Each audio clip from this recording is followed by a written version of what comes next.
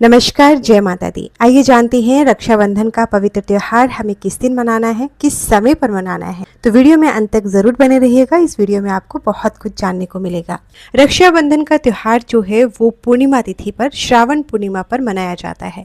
अब इस बार जो श्रावण की पूर्णिमा है वो 2 दिन आ रही है। 27 अगस्त सुबह 9:08 पर प्रारंभ हो जाएगी और 28 अगस्त सुबह 9:48 पर समाप्त होगी।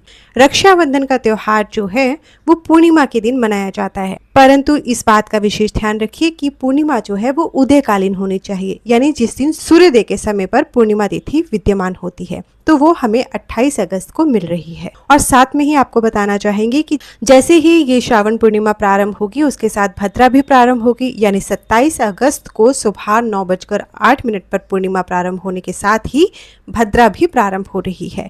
और इस भद्रा का वास पृथ्वीलोक पर है। जब भद्रा का वास पृथ्वीलोक पर होता है तो उस समय पर कोई भी शुभ कार्य नहीं किया जाना चाहिए, क्योंकि वो अशुभ फल देने वाला होता है।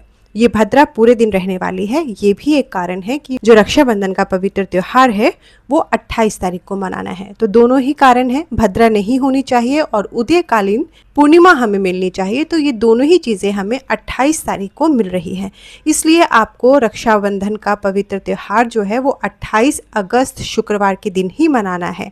अब आपको बताते हैं कि राखी आपको किस समय बांधनी है और पूर्णिमा का व्रत किस दिन रखना है। तो देखिए, पूर्णिमा व्रत रखा जाता है, उसमें रात्रि में चंद्रमा को अर्घ्य दिया जाता है। उस समय पर पूर्णिमा तिथि विद्यमान होनी चाहिए। तो पूर्णिमा का व्रत जो रखा जाएगा वो 27 अगस्त को रखा जाएगा, क्योंकि उसी दिन हमें रात्रि में पूर्णिमा तिथि मिल रही है।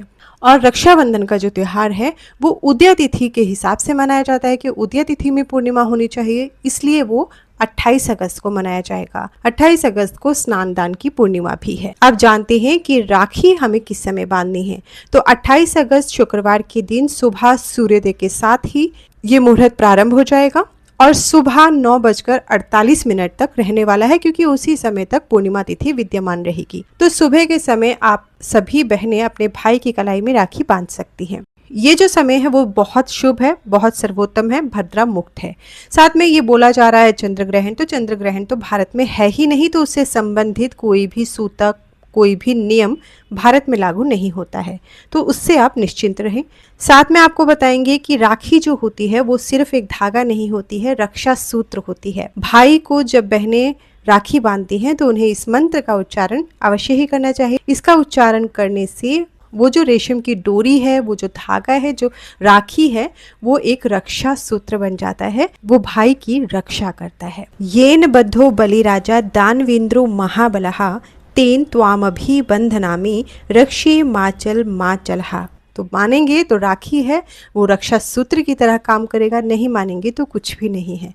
तो आप पूरे विश्वास के साथ, पूरी श्रद्धा के साथ इस मंत्र को बोलते हुए अपने भाई की कलाई में राखी बांधिए। तो राखी का ये पर्व आप सभी के लिए शुभ में हो, मंगल में हो। ये जो जानकारी दी गई है, ये जानकारी जो है वो शास्त्रानुसार है और ये आप अपने भाई बंधुओं के साथ, अपने प्रिय बंधुओं के साथ इसे शेयर भी करें, ताकि वो भी रक्षाबंधन का सही समय और सही जानकारी प्राप्त कर पाएं। धन्यवाद।